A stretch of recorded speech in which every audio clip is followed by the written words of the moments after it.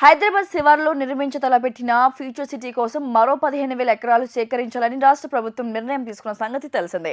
ఇప్పటికీ దాదాపు 13,973 ఎకరాల భూమిని ప్రభుత్వం సిద్ధం చేసింది. దీనికి తోడు ల్యాండ్ పుల్లింగ్ ద్వారా 15,000 ఎకరాలను పైగా భూమిని సేకరించాలని ప్రభుత్వం భావిస్తోంది. అంటే మొత్తం 30,000 ఎకరాల ఫ్యూచర్ సిటీ ఏర్పాటు కానుంది. రైతుల అంగీకారంతో భూమిని సేకరించేందుకు సన్నాహాలు చేస్తున్నారట. దీంతో పాటు పక్కనే ఉన్న వేలాది ఎకరాలు అటవీ భూములలో పర్యటనలకు ఆకట్టుకునేలా ఇతర ప్రాజెక్టులకు ప్రభుత్వం రూపకల్పన చేస్తోంది.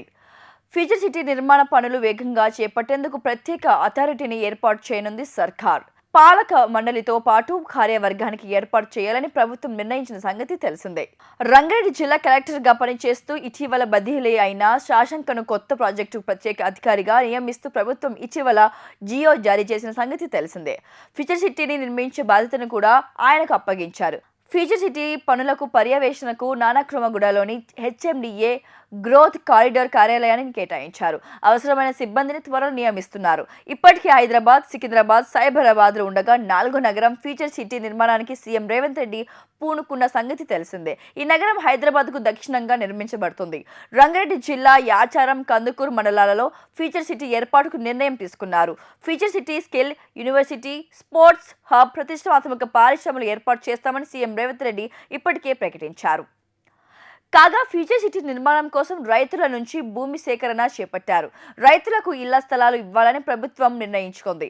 కందుకూరు, యాచారం మండలాలకు చెందిన రైతులు ఫోర్త్ సిటీ నిర్మాణానికి 13,000 ఎకరాల భూమిని ప్రభుత్వానికి అప్పగించగా వారికి పరిహారంగా ఇంటి స్థలాలు ఇచ్చేందుకు ప్రభుత్వం సిద్ధమైంది.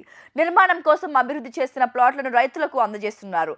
ఫ్యూచర్ సిటీలో స్కిల్ యూనివర్సిటీ పనులు ఇటీవలే మొదలు కాగా సమాంతరంగా ప్రస్తుతం లేఅవుట్ పనులు కూడా కొనసాగుతున్నాయి. 600 ఎకరాలలో లేఅవుట్ పనులు చేపడతామని 8,000 మందికి ఇళ్ల స్థలాలు ఇస్తామన్నారు. ఎకరానికి 120 చదరపు గజాలు చొప్పున ప్లాట్లు అందజేస్తున్నారు. రైతు 2 ఎకరాలు ఇస్తే 240 గజాలు, 3 ఎకరాలు ఇస్తే 360 గజాలు, 20 గుంటలు మాత్రమే ఇస్తే 60 గజాలు అందజేస్తారు. లేఅవుట్లోని ప్లాట్ల అభివృద్ధిని పూర్తయిన వెంటనే రైతులు తమ సొంత ఇళ్లను నిర్మించుకోవచ్చు. లేకుంటే ప్రభుత్వం ఏజెన్సీ ద్వారా నిర్మించుకోవాలనుకున్న ప్రభుత్వం అందుకు సిద్ధంగా ఉందని అధికారులు వెల్లడించారు. అయితే దశల వారీగా ఏజెన్సీ ప్రతినిధులకు ఇళ్ల నిర్మాణానికి అయ్యే ఖర్చు రైతులు చెల్లించాల్సి ఉంటుంది. భూములు కోల్పోయిన వారికి ప్రభుత్వమే ఇల్లు నిర్మించి ఇవ్వాలని యోచిస్తున్నట్లు సమాచారం. ఫోర్త్ సిటీకి భూములు ఇచ్చిన రైతులకు న్యాయం జరిగే విధంగా ప్రభుత్వం లేఅవుట్ను అభివృద్ధి చేస్తోంది. ఇండ్ల నిర్మాణం పూర్తి కాక ముందుకే 100 పడకల ఆసుపత్రులు, అన్ని మౌలిక వసతులతో కూడిన అధునాత సాంకేతిక కేంద్రం అందుబాటులోకి తీసుకురావాలని యోచిస్తోంది.